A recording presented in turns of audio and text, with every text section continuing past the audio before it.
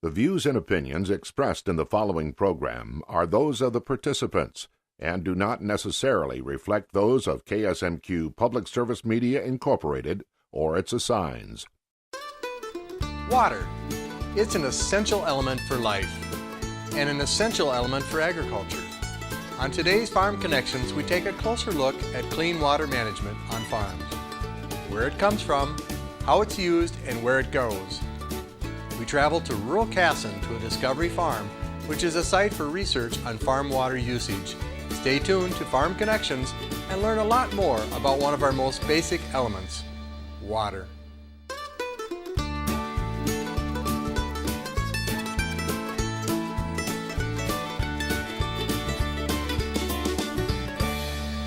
Welcome to Farm Connections with your host, Dan Hoffman. Farm Connections on KSMQ, sponsored in part by the Cedars of Austin, a senior living community. We even have a retired farmers club. Independent, assisted, and memory care apartments. Learn more at cedarsofaustin.com. Will Mahler, the ag attorney, has been representing dairy farms in Minnesota, Iowa, and Wisconsin for 37 years. Will Mahler, the ag attorney's office, is in Rochester, and Will is a proud partner of Farm Connections. Thanks, Will Mahler. The purity of our water supply is a serious concern for everyone. Whether you're in big cities, small towns, or rural areas, substances like phosphorus, nitrogen, and sediment are being found in our water and are having a negative impact on our rivers, lakes, and wetlands. How do these substances get there? There are a number of answers, including urban developments, lawns, parks, and golf courses, but also from farmland. It's critical that farmers understand how their operations affect our water supply. Let's see what Minnesota farmers are doing to address this concern.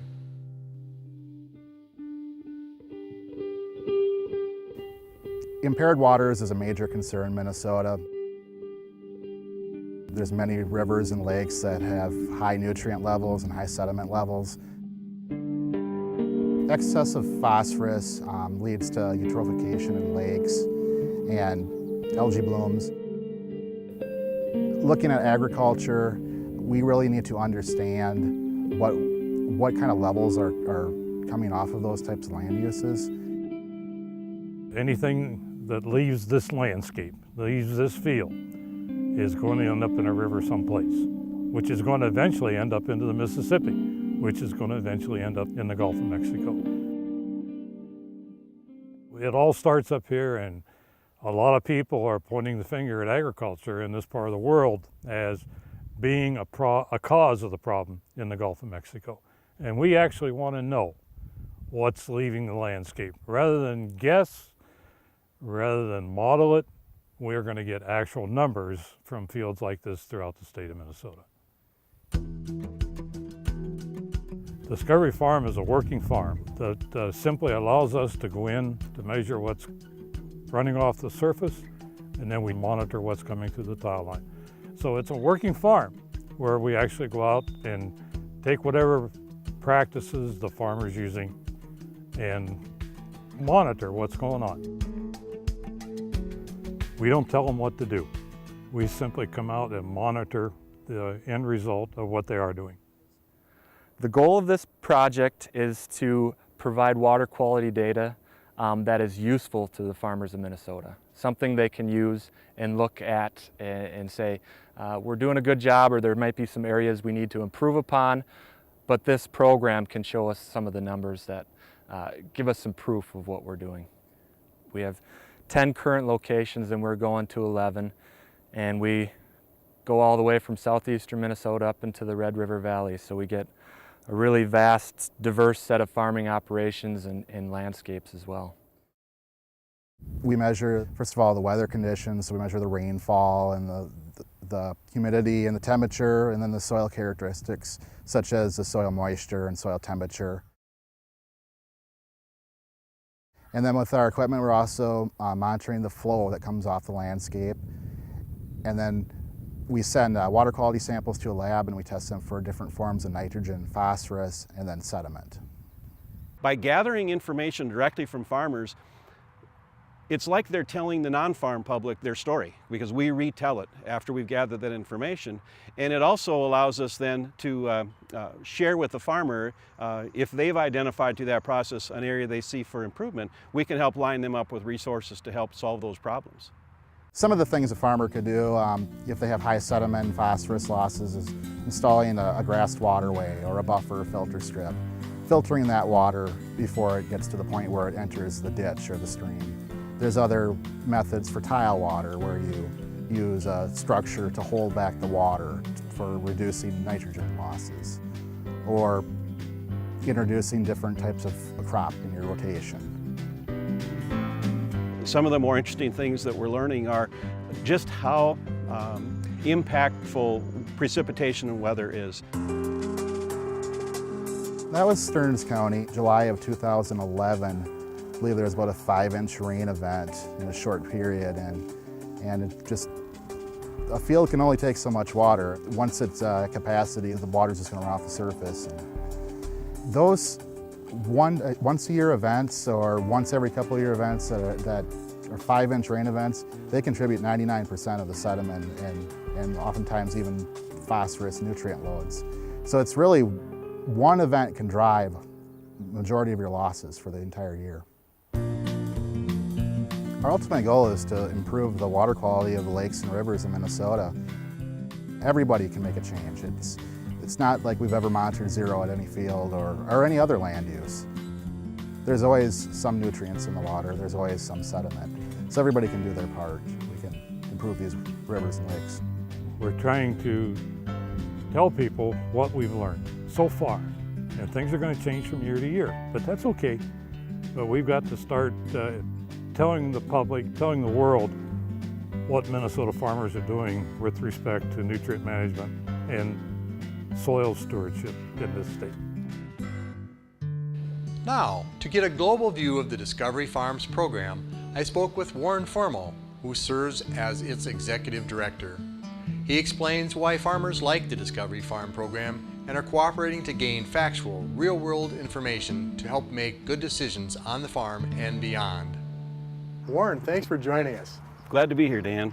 We want to hear all about Minnesota Ag Water Resource Center and what you do. Sure. We started out as an idea about 5 years ago when a group of farmer leaders in Minnesota wanted to get more engaged and begin a more in-depth research and education program around water quality issues.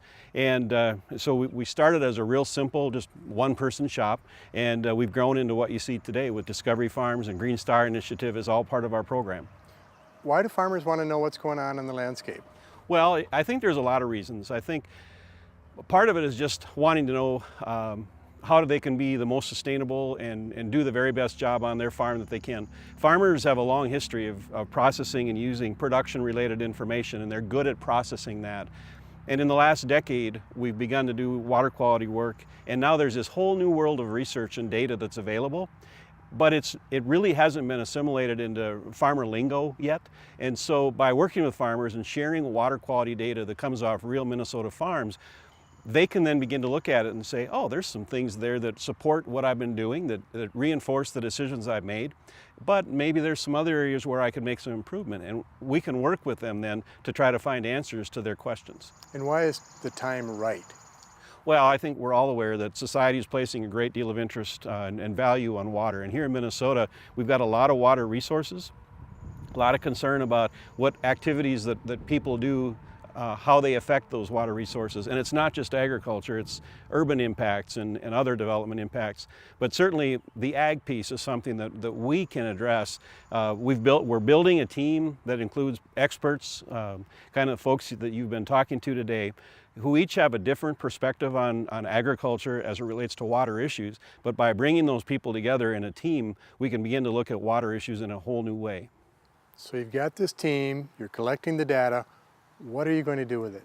Well, first and foremost, it's for the farmers. This is, farmers fund our work. Farmers have invested through their checkoff programs to help us do this work. And so our number one priority is getting the data assimilated into and organized into a type of information that's useful to them, and then getting the information to them. And that's really the number one focus of our program.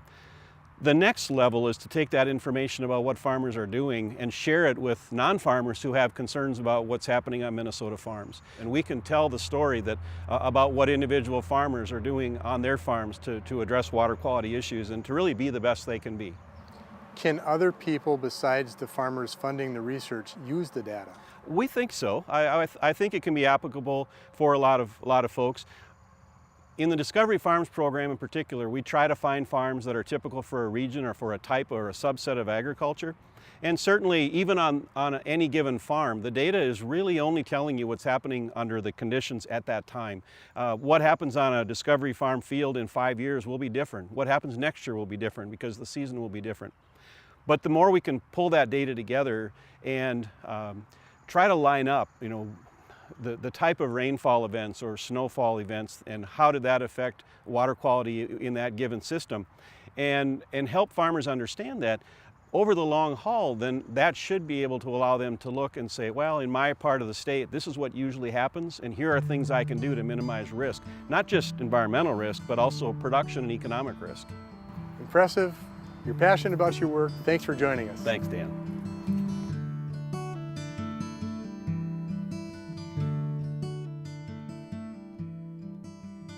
Research specialist Tim Raddatz from the Minnesota Ag Water Resource Center shares what he does to help Discovery Farms collect information and put it to use. Let's listen in. Tim, we'd like to hear what you do with this project, and tell me your name and where you work. Well, I'm Tim Raddatz. I'm a research specialist for the Discovery Farms program here in Minnesota. And our Discovery Farms program is a farmer-led water quality research and educational program. Our main challenge, our main goal is to provide water quality data that's useful for producers in the state of Minnesota. And what do you specifically do in this job? Well, I help administer the program with George Ream, and pretty much what we do is take direction from a steering committee, which is comprised of a number of producers throughout the state and also representatives from ag organizations. And they provide general direction and guidance for our program, identify research needs, and select projects and cooperators for us to do our research on. So what does that steering committee and the other stakeholders hope to gain from all this hard work and data? Well, a lot of people, a lot of the farmers where we're doing our research on, they think they're doing the right thing environmentally. They have a number of best management practices installed. Their farming system, they believe, is the best they can do environmentally.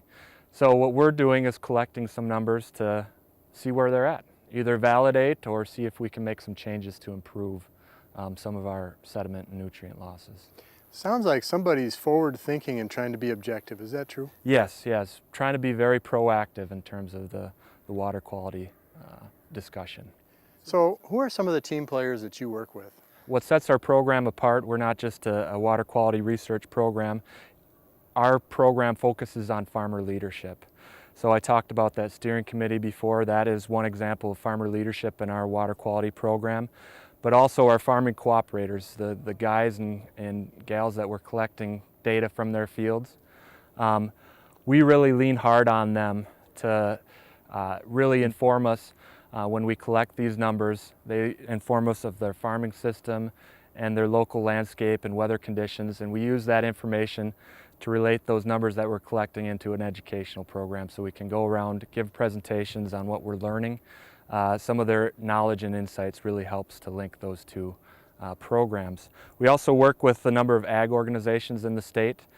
We want to get a feeling for what they want to know. What are some of their concerns? What are they looking to have more knowledge and more data on? Well, if I understand some of your colleagues, there's farmers actually lining up to be Discovery Farms, and there's only room for so many. Why would a farmer want to participate? Because they want to know. Like I said before, they think they're doing the right thing, the best thing that they can on the landscape, and they want some numbers to validate that. And so what we do is we can come in and collect some of that information and either validate and say, yeah, we're doing about as good as we can, or maybe there's a few tweaks or some changes we can make to make those numbers even better. Wonderful. Wealth of information. Thank you so much, Tim. Thanks, Dan. The key to any research project is the quality of information collected. Within the Discovery Farm model, a great deal of care is invested into the handling, gathering, and interpretation of data. To understand the data management practices of Discovery Farms, I visited with two people involved in the process. Scott Madison of the Minnesota Department of Agriculture and Blaine Delazer, a technician with the Dodge County Soil and Water Conservation District. Well, at the Discovery Farm near Casson, Minnesota, lots of research is happening, and with us to help explain that research and what's done with the data are two experts. Blaine, what do you do and what's your title? I'm a conservation technician with the Dodge Soil and Water Conservation District, and basically I'm here for maintenance and pulling samples from this site. Thank you. Scott? Hi, I'm Scott Madison. I'm with the Minnesota Department of Agriculture. I'm a hydrologist. I work with the installation of the equipment, the maintenance, just making sure everything's running correctly.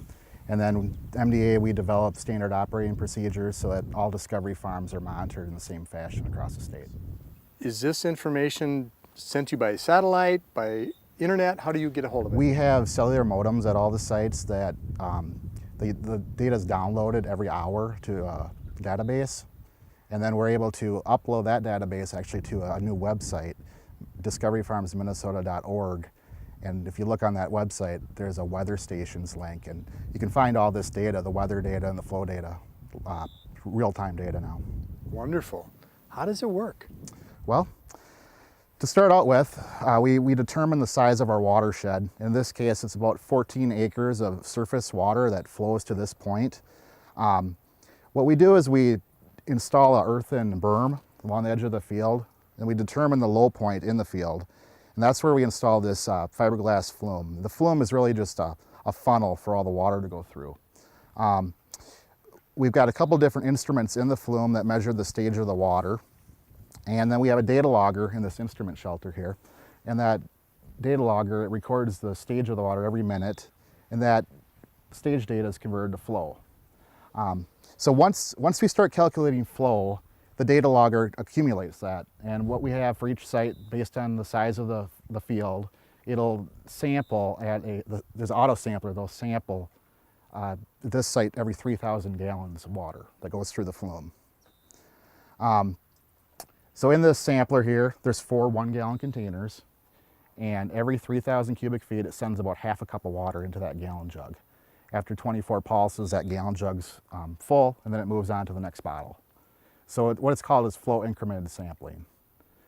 At the end of the sample event, Blaine will come out to the site, he'll mix up the bottle, he'll pour it into lab bottles, and then we'll send that off. And then we calculate the load, the total amount of nitrogen or total amount of phosphorus that came off during that event, just by taking the total amount of water that we measured, multiplied by the concentration in the sample water. And what the plume is monitoring is surface runoff. Right. So we're monitoring 14 acres of surface flow with this particular flume. And then we're also monitoring tile drainage. There's pattern tile in this field. It's also the same watershed area, so we have about 14 acres of pattern tile. That tile comes through this agri-drain structure right here. We also have an instrument in that structure that measures the amount of flow going through. And it's the same thing. We also have an automatic sampler that will trigger based on the flow. And the more flow there is, the faster the sampler will run. Are you actually measuring the differences in nutrient content from surface to subsurface? Right. So we have 2 automated samplers, one for the surface and one for the tile. So we are separating out the tile and the surface flow. And Blaine, how do you know when to come out here and do work? Well, basically whenever there's an event, the system will trigger. When Scott gets into the office in the morning, he can check the computer, and if it's necessary for me to run out, he'll give me either a text or a phone call or an email, and I'll run out here and grab samples. And then after sampling, I reset everything to make sure everything's functioning according to the standards and is all ready for the next event. It sounds like you're doing a lot of cooperation and collaboration. Is that a safe assessment? Very safe assessment, and it's what's needed to be done. Thank you. And Scott, what's your goal here? Well, our goal is to find out what's coming off of typical farm fields across Minnesota. With the Discovery Farms program, we're doing the monitoring from 5 to 7 years for each field. So if we do identify high nutrient levels or high sediment levels coming off the farm field, we're going to try to work with the farmer or cooperator to reduce those levels and looking at different BMPs. So it's ultimately to look to see what's coming off the landscape and, if necessary, put in BMPs to improve the water quality. Are you monitoring tillage, crop grown, dates, and correlating it to waterfall and also what's coming off the ground? Right. As part of the program, MAWRC, they collect all the agronomic data, land practice information. MDA, we collect all the precipitation, water quality, water quantity data. At the end of the year, we sit down, try to put everything together and try to make sense of it. Have you seen anything emerge as trends? It's difficult to say at this point because our program is so new. We're just entering our third year. We started out with 5 fields 2 years ago, expanded to 7 fields last year, and now we're at 10. But we're still really just starting to look at the data. And I guess what we have seen is there are a lot of differences across the different farming practices of what we see for nutrient sediment concentrations and loads. So you're looking for best management practices that can later be educated to farmers? If necessary, we'll work with the producer. Yes, if they believe in that, then we'll try to promote that and see what kind of differences that implementation will do.